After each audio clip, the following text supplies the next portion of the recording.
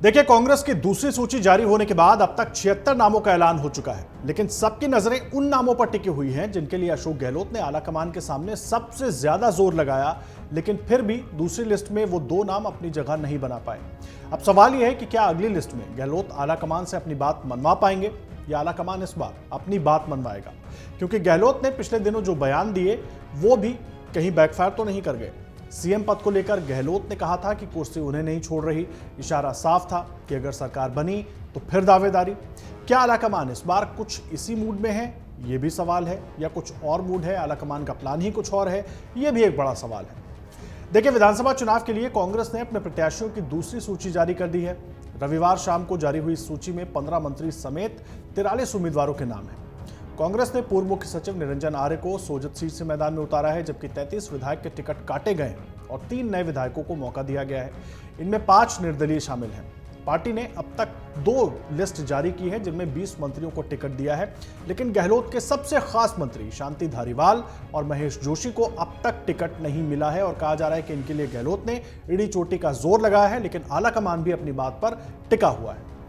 Party की दूसरी list में गहलोत सरकार में मौजूदा मंत्री जिन्हें टिकट दिया गया है, इनमें गोविंद राम मेघवाल, डॉक्टर बी.डी. कल्ला, प्रताप सिंह खचारियावास, विश्वेंद्र सिंह, प्रसादी लाल मीणा, उदय लाल, प्रमोद जैन भाया, शकुंतला रावत, रामलाल जाट और सुखराम बिश्नोई हैं।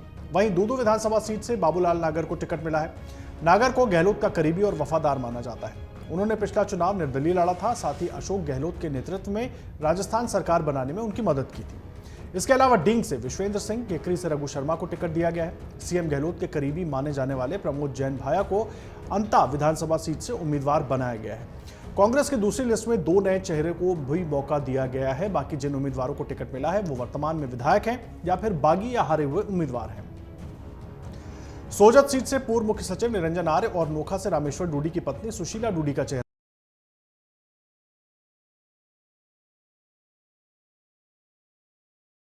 सीट से विधायक रह चुके हैं। देखिए, कांग्रेस ने 2018 के विधानसभा चुनाव में कांग्रेस से बागी होकर निर्दलीय जीतने वाले लोगों को भी टिकट दिया। सिरोही सीट से संयम लोढ़ा, दूदू सीट से बाबूलाल नागर, बस्सी से लक्ष्मण मीणा, महुआ से ओम प्रकाश हुडला, मारवाड़ जंक्शन से खुशवीर सिंह को टिकट दिया गया। कांग्रेस ने अब तक जारी की है करीब 76 उम्मीदवारों की सूची जारी कर दी है और 6 मुस्लिम चेहरों को इनमें मौका दिया गया है। सवाई माधोपुर से दानिश अबरार, फतेहपुर से हाकम अली, किशनपोल से अमीन कागजी, आदर्श नगर से रफीक खान, पुष्कर से नसीम अख्तर इंसाफ और रामगढ़ से जुबैर खान है। 200 में से अब तक 76 सीटों पर तो उम्मीदवारों का ऐलान हो गया। कांग्रेस ने अपनी पहली सूची में 33 उम्मीदवारों के नाम की घोषणा की थी। इसमें सीएम अशोक गहलोत, पूर्व डिप्टी सीएम सचिन पायलट, प्रदेश अध्यक्ष गोविंद सिंह डोटासरा और राजस्थान विधानसभा स्पीकर सीपी जोशी का नाम प्रमुख था। कांग्रेस ने 200 में से 76 सीटों पर तो अब अपने उम्मीदवारों का ऐलान कर दिया है, लेकिन सवाल यह है कि अब जो बाकी की 124 सीटों पर ऐलान होना है, क्या उनमें उन नामों को जगह मिल पाएगी जिनके लिए गहलोत आलाकमान के सामने लगातार कोशिश कर रहे थे और जिनको लेकर आलाकमान अपनी बात पर अड़ा हुआ नजर आ रहा है। यह सबसे बड़ा सवाल है, क्योंकि गहलोत लगातार इस बात का दम भी भर रहे थे कि अपने लोगों को टिकट नहीं देंगे तो कैसे देंगे, और सारे लोगों को जिनको उन्होंने वादा किया था उनमें से काफियों को वो टिकट दिलाने में कामयाब भी हो गए हैं। लेकिन ये 2 नाम जो लगातार चर्चा में बने हुए हैं, गहलोत के बहुत खास हम खास माने जाते हैं, उन पर सबकी नजरें टिकी हुई हैं। देखिए, राजस्थान की राजनीति में लगातार सीटों को लेकर चर्चा हो रही थी, लिस्टों को लेकर चर्चा हो रही थी, लेकिन पहले बीजेपी ने बाजी मारी। बीजेपी ने अपनी लिस्ट जारी की, फिर दूसरी लिस्ट भी जारी कर दी, जिसके बाद कांग्रेस ने एक के बाद एक 2 लिस्टें जारी कर दी।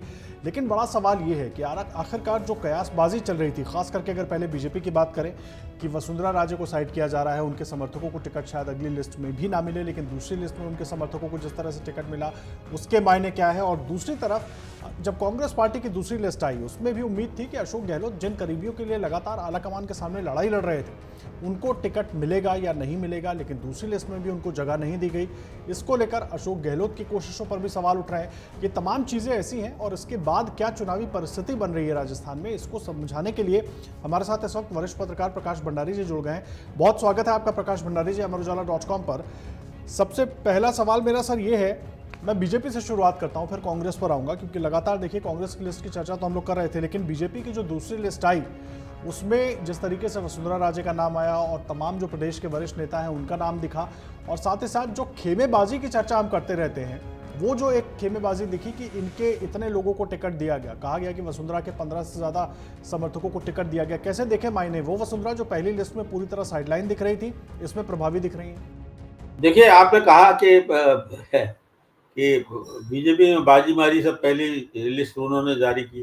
देखिए ये बाजी जो मारने वाली बात है ये समझ में नहीं आती। आपको राजस्थान विधानसभा में 200 सीटें हैं, 200 जी सीटों में दो प्रमुख पार्टियां हैं, दोनों को अपने उम्मीदवार खड़े कर रहे हैं। और सवाल ये है कि सोच समझ के, विचार मंथन में और इवैल्यूएशन का जो प्रोसेस होता है, कौन कितना ताकतवर उम्मीदवार है, इन सबको कई मतलब लेवल्स पे जो है उसकी जांच होती है। और उसके बाद जो जांच होती है उसके बाद जो वरिष्ठ नेता होते हैं उनको इस बारे में समझाया जाता है कि साहब ये उम्मीदवार इस वजह से अच्छा है। तो सवाल ये, इसमें कभी कभी टाइम मिल जाता है, तो ये बात जरूरी नहीं है कि साहब बीजेपी ने अगर पहले पहले जो लिस्ट आई उसमें ऐसे उम्मीदवार थे वो जो जिनके बारे में पार्टी ने सोच रखा था, वो 7 सांसद उतारने हैं, उतारी पार्टी।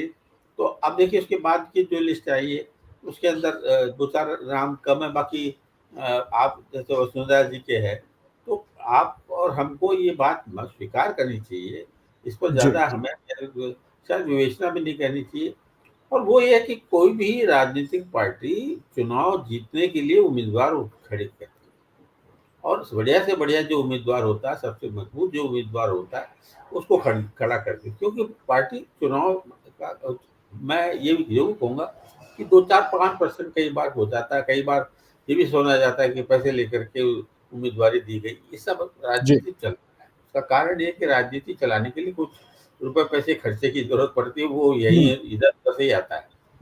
तो जहाँ तक बीजेपी की जो सूची आई है उसमें वसुंधरा को पूरा सम्मान दिया गया। ये मैं नहीं कह सकता कि उनका आधिपत्य हो गया, कितने लोग आए कितने नहीं आए, लेकिन जी ऐसा लगता है कि भाजपा के नेतृत्व ने जो वसुंधरा जी का कद है उसको देखते हुए उन्हें सम्मान दिया। ये हम बात आप कह रहे हैं, वसुंधरा जी का जो कद है उसको पूरा सम्मान दिया। श्याम सुंदर शर्मा जी भी हमारे साथ जुड़ गए हैं, वरिष्ठ पत्रकार, एक बार उनका भी रुख कर लेते हैं। श्याम सुंदर शर्मा जी, सर एक बार आप अपना माइक अपनी तरफ से एक बार अनम्यूट कर लीजिए। और फिर मेरा सवाल बहुत अहम है, क्योंकि जिस तरीके से हमारे साथ प्रकाश भंडारी जी भी जुड़े हैं, वो कह रहे हैं कि दूसरी लिस्ट में वसुंधरा राजे को पूरा सम्मान दिया गया। जो प्रभाव की बात हो रही है वो कितना है, वो एक बात हो सकती है, एक चर्चा का अलग विषय हो सकता है, और मुझे भी ऐसे ही लगता है। लेकिन बड़ा अहम हो जाता है ये समझना कि जब पहली लिस्ट में वसुंधरा राजे को लेकर चर्चा हो रही थी कि एक तरीके से साइड कर दिया गया, उसके पहले जो कुछ हुआ आप बहुत अच्छी तरीके से उससे वाकिफ हैं, लगातार दर्शकों को हम भी बताते रहे कैसे मंच पर क्या हुआ, क्यों उनको बोलने नहीं दिया गया, तमाम बातें हुई, तमाम चर्चाबाजी हुई। लेकिन क्या अभी तो जो लिस्ट 124 लोगों की आ गई है, अभी भी 76 लोगों के नाम बाकी हैं, बीजेपी के मैं जिक्र कर रहा हूं सर, तो क्या वसुंधरा राजे एक बार फिर वापस बैक इन द गेम उनके लिए कह सकते हैं, उस तरीके से जैसे वो 2018 में थी? कुछ सीनियर्स को वहां से टिकट भी नहीं दिया। उसमें सबसे बड़ी बात तो भैरव सिंह जी के दामाद तक का टिकट काट के संदेश देने का प्रयास किया कि पार्टी अब आपके अनुसार नहीं चलेगी, पार्टी अपने नियमों के अनुसार चलेगी, आपको कुछ देना है तो देंगे, कोई बात नहीं। और फिर राजपाल सिंह का टिकट काटना या हारने वाली सीटों पर 7 सांसदों को ला करके खड़ा करने का एक संदेश देने का काम किया कि हाँ हम सुनेंगे तो सही, लेकिन निर्णय अपने तौर तरीके से करेंगे। तो आपने देखा कि 41 में से 15 जगह विद्रोह की स्थिति हुई, और आज भी 8 से 6 जगह तक अभी भी विद्रोह बना हुआ है। दूसरी सूची जब आई थी तो फिर कुछ ऐसे दिए गए कि आपने दबाव में आकर के राजवी को कहा खुश करो, तो उनको चित्तौड़ उतारा गया। हाँ, राजवी साहब 15 साल पहले चित्तौड़ से विधायक रहे, उसके बाद वो चित्तौड़ छोड़ के ही यहाँ आए थे विद्याधर नगर। अब वहां पे स्थिति देखिए, जब विधायक का टिकट कटता है, 3 बार का विधायक रहा हुआ होता है, तो उसके फॉलोअर्स भी होते हैं, उसको ये लगता है कि मेरी तो यहाँ पर वो हो गई एक तरह से पार्टी। कई बार क्या होता है कि पार्टी में जब इस स्तर के लोग नहीं होते हैं संगठन में राज्य स्तर पर, और उनको समझाने का प्रयास नहीं करते कि भाई आपके कारण नहीं जीतते, पार्टी के कारण आप जीतते हो। ये गलतफहमी लोगों को हो जाती है कि मेरे कारण पार्टी चल रही है और मैं नहीं रहूंगा तो पार्टी जीतेगी नहीं। पार्टी देखिए जीतती रहती, हारती रहती। पार्टी के अंदर व्यक्ति विशेष नहीं होता, आए और चले गए, व्यक्ति आएंगे जाएंगे, लेकिन पार्टी रहेगी कायम। अब दूसरी बार में देखिएगा कि पहले ये हो रहा था कि वसुंधरा जी को कहा जा रहा था कि ना तो चेहरा आपका होगा, ना प्रधानमंत्री होगा, फूल का चेहरा होगा या कमल का चेहरा होगा। तो अब देखिएगा वसुंधरा जी इस चेहरे के नाम पे तो अब कह रही नहीं कि मेरे चेहरे के नाम पर चुनाव लड़ो या मैं नेतृत्व करूंगी। अब तो वो ये इस स्थिति में आ गई थी कि मेरे लोगों को कम से कम टिकट दे दो, जिससे कि मेरी लाज बच जाए और मैं कह सकूं उनके बीच जाकर के भाई मैंने तो आपकी सिफारिश करी और मुझे टिकट मिलने में कामयाबी हुआ, कुछ लोगों को दिया है टिकट, इसमें दाय नहीं है। अब आने वाले समय में देखिएगा बहुत सारे टिकट जो काटे भी जाने हैं, और जो कुछ हैं ऐसे, जैसे कि ये मालूम पड़ रहा था कि भाई कुछ जगह पे अगर नहीं दिया गया तो विद्रोह की स्थिति ज्यादा हो जाएगी, और फिर जिस तरह से बनी हुई स्थितियों को बिगाड़ने का काम पार्टी भी नहीं करती। पार्टी चाहती है कि हम जीत करके हमारी सरकार बनाएं। अब देखिएगा सारी बातें हो रही है, आपने अभी तक 124 करीब उतार दिए हैं, अभी 76 बाकी है इनके, और अब वो देखिए 76 को उतारने के लिए भी कयामत हो रही है, क्या होना चाहिए, क्या होना चाहिए। पहले देखिए, पहले के निश्चित तौर पर पहले जिस तरह से टिकट बांटे जाते थे, तो बहुत सारी चीजों का ध्यान रखा जाता था। आजकल तो इवेंट मैनेजमेंट का जमाना है, कहाँ से किसको उतारा, क्या हुआ। जैसे अशोक लाहौटी की जगह अगर उतारा है तो भरतपुर के जिला अध्यक्ष थे, आपके पार्टी में महामंत्री रहे, तो आपने कहा चलो कोई बात नहीं, ये रिजर्व सीट है, घनश्याम तिवारी जीते, विद्या पाठक जीती, उससे पहले इंदिरा माया निश्चित कांग्रेस की रही, आपने उतार दिया ला करके। अब वो तो व्यक्ति पार्टी के भरोसे आया, क्योंकि खुद का तो टिकट तो रहा नहीं कभी क्षेत्र में, और ना ही लोगों में संपर्क में रहा। प्रहलाद गुंजल की बात करें, अशोक परनामी की बात करें, अब देखिए अगर राजकुमार, देखिए रोहतास कुमार ने तो कह दिया कि मैं भीम आर्मी से चुनाव लड़ूंगा। अब देखिएगा चुनाव लड़ने का ललक है इसलिए लड़ूंगा, क्योंकि आप बीजेपी के सगे थे नहीं, पहले भी नहीं थे आप तो, क्योंकि देखिएगा नवल जी के खासम खास रहे, आपने वहां छोड़ करके निर्दलीय चुनाव लड़ा, निर्दलीय में भैरव सिंह जी आपको लेके आ गए थे, आप खासम खास बन गए। अब देखिए प्रतिपक्ष का नेता चूरू से अपने सीट छोड़ के जा रहा है, तो क्या अच्छी स्थिति है क्या?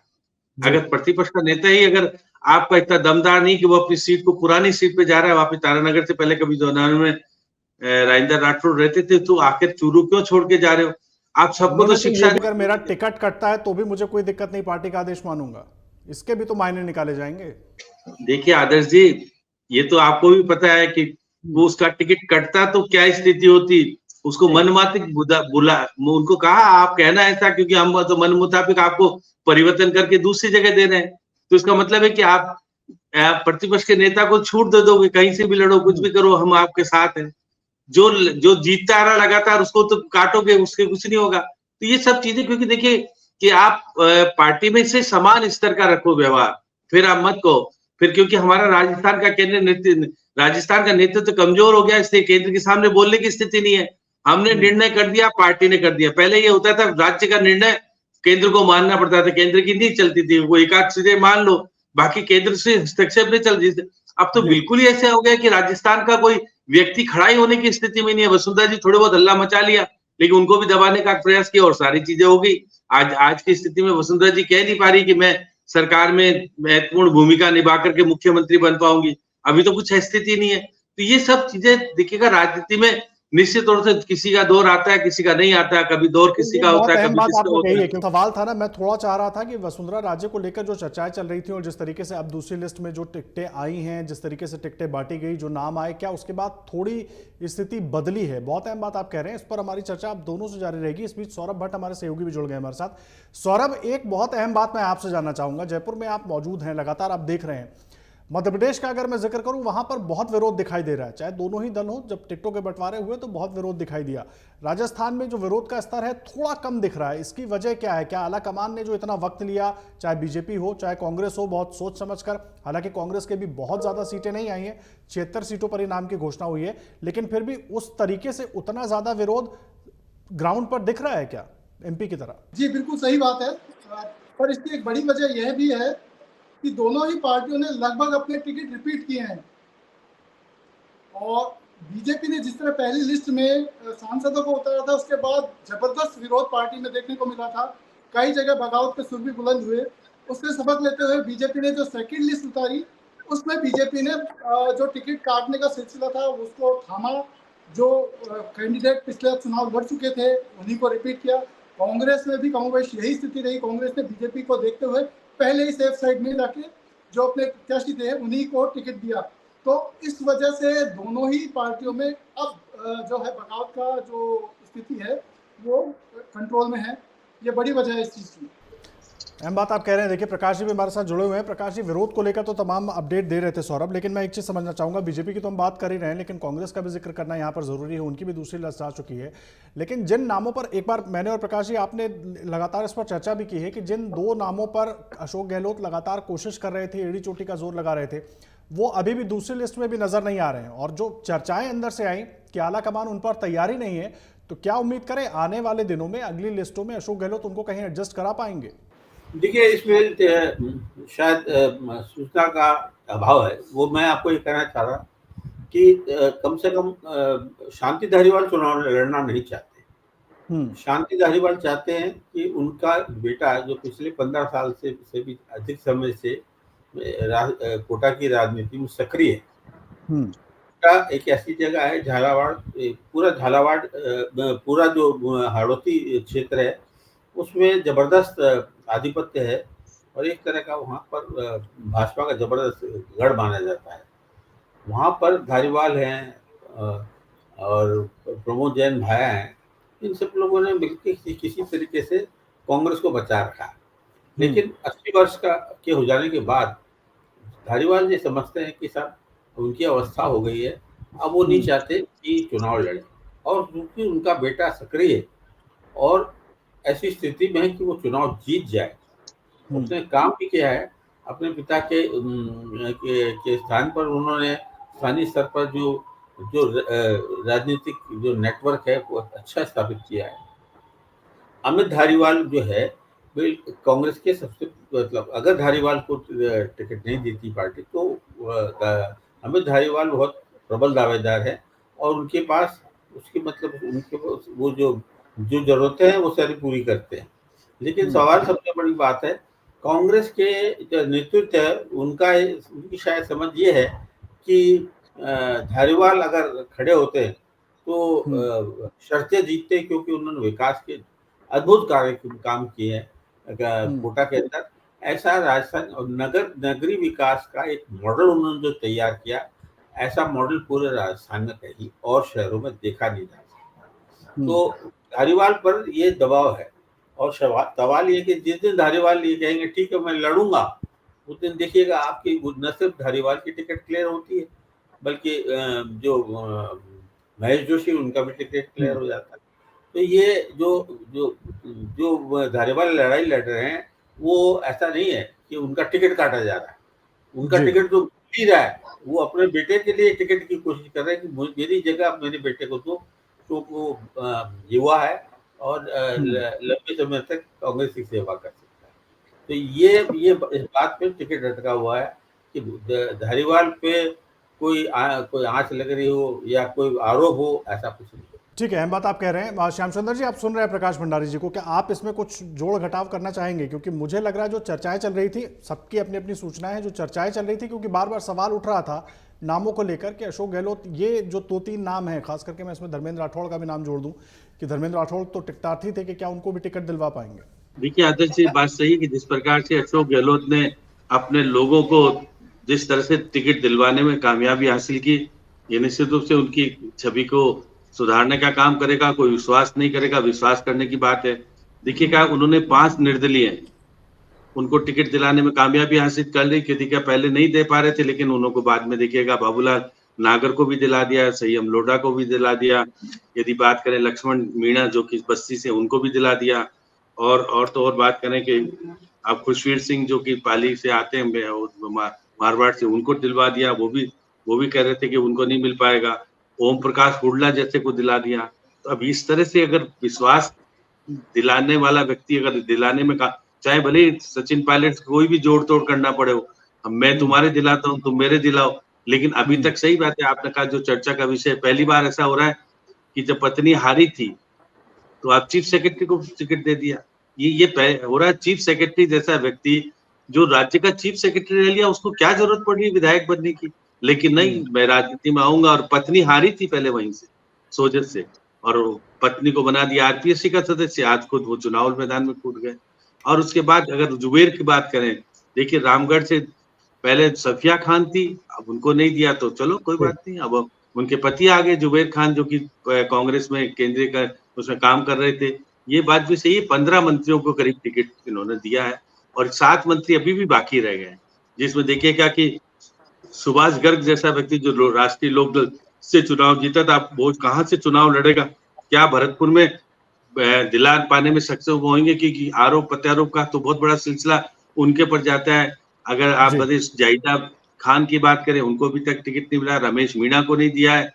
और तो और बात करें कि आप उसकी बात करें कि हेमाराम चौधरी जैसे को नहीं दिया है। तो ये जो खास नाम, और देखिएगा महेश जोशी को नहीं दे पाए और धर्मेंद्र राठौड़ की थी। मेरे को लगता है कि देखिए महेश जोशी को ये पार्लियामेंट का चुनाव लड़ा सकते हैं। अभी कहेंगे चलो छोड़ो कोई बात नहीं, तुमको नहीं दे रहे तो कोई दिक्कत नहीं है, लेकिन मुझे लगता है धर्मेंद्र राठौड़ और शांति धारीवाल को टिकट दिला पाने में सक्षम हो पाएंगे, क्योंकि खुद सचिन पायलट ने जब कह दिया कि मैंने भी, अब वो जीतने वाला है तो सोनिया के खिलाफ भी बोलने वालों के लिए मना नहीं करता, दे दो कोई बात नहीं। तो ये बस सही थे, देखिए 2 बार हारने वालों को दे दिया।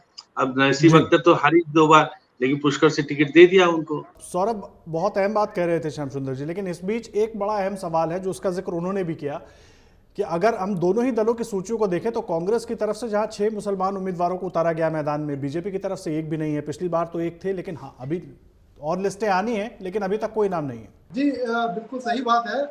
मेरी बीजेपी के कुछ नेताओं से बात हुई थी, तो उनका कहना था कि बीजेपी इस बार एक भी मुस्लिम को टिकट नहीं देगी। असल में उनका मुद्दा जो था वो अपीसमेंट के मुद्दे पे ही बीजेपी इस बार चुनाव लड़ रही है। तो ऐसी उम्मीद, इस बात की उम्मीद कम ही है कि बीजेपी इस बार किसी मुस्लिम चेहरे को राजस्थान से अपना प्रत्याशी बनाएगी। और कांग्रेस जो है वो कांग्रेस अब तक 7 मुस्लिम प्रत्याशियों को अपना टिकट दे चुकी है, और लगभग ये वही है जो पिछली बार कांग्रेस के टिकट पर चुनाव लड़ चुके हैं। जी, यह बात आप कह रहे हैं। प्रकाश जी, कैसे देख रहे हैं बीजेपी की इस रणनीति को आप? क्योंकि ये रणनीति ऐसा ही बीजेपी यूपी में भी करने की कोशिश पहले कर चुकी है, लेकिन बाद में फिर उसको बदलाव करना पड़ा था। सवाल ये है कि अगर अभी तक की हम लिस्ट देखें बीजेपी और कांग्रेस की, तो जहां कांग्रेस के 76 में से 6 मुसलमान उम्मीदवार दिख रहे हैं, बीजेपी की अभी तक 124 की लिस्ट में एक भी नहीं है। और जिस तरीके से सौरभ कह रहे हैं कि बीजेपी के ज्यादातर नेताओं का कहना है कि ऐसा होने भी नहीं वाला, वो शायद कोई भी मुसलमान कैंडिडेट बीजेपी की तरफ से मैदान में ना दिखे। देखिए ऐसा है कि ये कहना अभी थोड़ा सा प्रीमेच्योर हो। उसका कारण मैं आपको बताता हूँ कि भैरव सिंह शेखावत जब मुख्यमंत्री थे तो पुष्कर कॉन्स्टिट्यूंसी, जहाँ ब्रह्मा जी का पूरी दुनिया में एक ही मंदिर है, पुष्कर, और बहुत बड़ा तीर्थ स्थल है, बहुत बड़ी तादाद में लोग जाते हैं वहाँ। वहाँ से रमजान खान बीजेपी की टिकट पर 2 बार जीते। सैनिक थे, पूर्व सैनिक थे, 2 बार वो चुनाव जीते, कायम खानी थे। मुस्लिम में जब हिंदू से धर्मांतरण होकर मुसलमान बने थे, उस कौम को वो 2 बार जीते और मंत्री भी रहे। अब ये यूनुस खान 2 बार जीते डीडवाना से और 2 बार मंत्री बने। शागिर अली चुनाव जीते आपके धौलपुर से। तो ये बीजेपी देखना, बीजेपी इस बार भी कम से कम 4-5-6 उम्मीदवार हुए।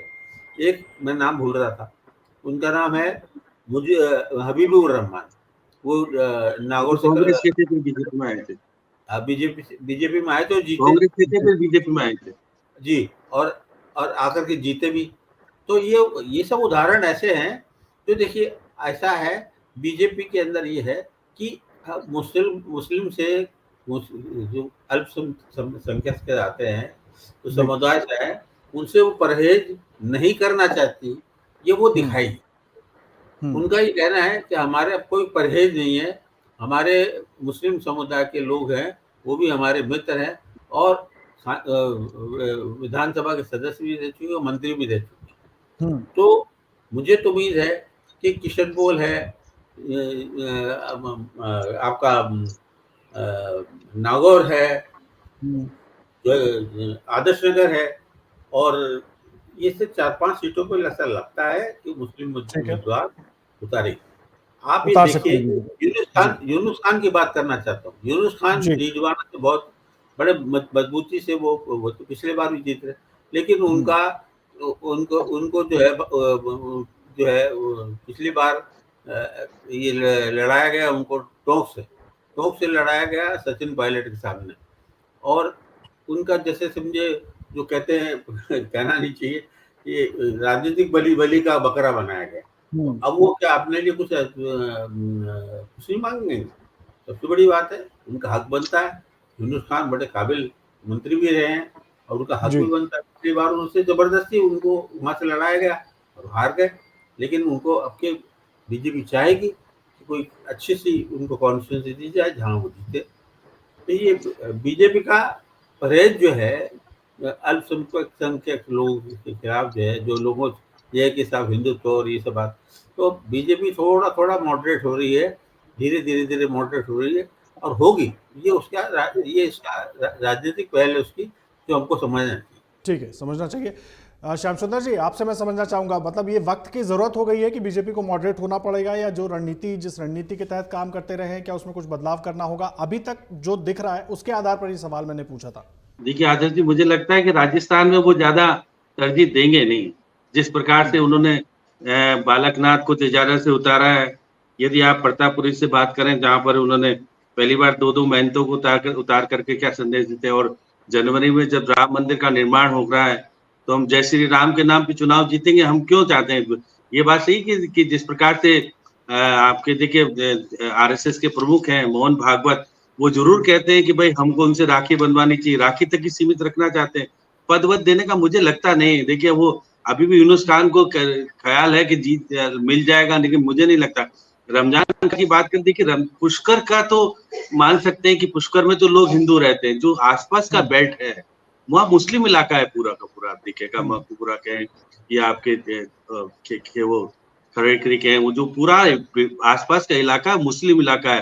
और देखिए रमजान खान तो पुष्कर के थे भी नहीं, वो तो ब्यावर से आकर के चुनाव लड़े थे और जीते थे। और जिस तरह से भैरू सिंह जी के हुआ करते ठीक ठाक, 2 बार जीते, बात सही है।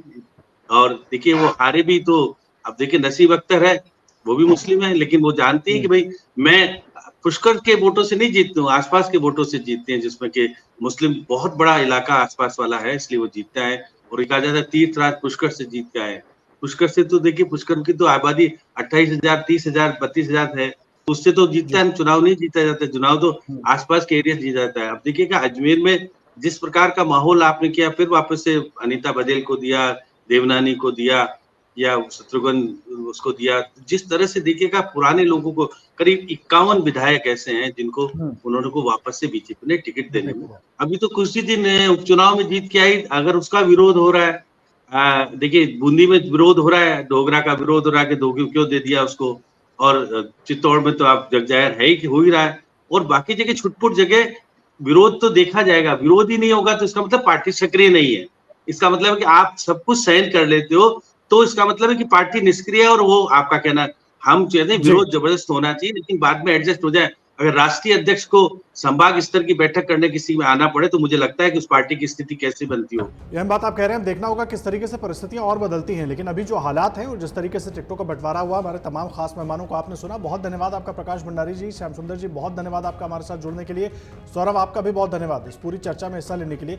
लगातार जो राजनीतिक परिस्थिति राजस्थान में बन रही है उससे जुड़ा हर अपडेट आप तक आगे भी पहुंचाते रहेंगे, और आप भी अमर उजाला पर लगातार जुड़े रहिए हर बड़े अपडेट के लिए। अगर आप ये वीडियो YouTube पर देख रहे हैं तो हमारे चैनल को सब्सक्राइब करें और बेल आइकन को दबाना ना भूलें। अगर आप Facebook पर ये वीडियो देख रहे हैं तो हमारे पेज को लाइक करें।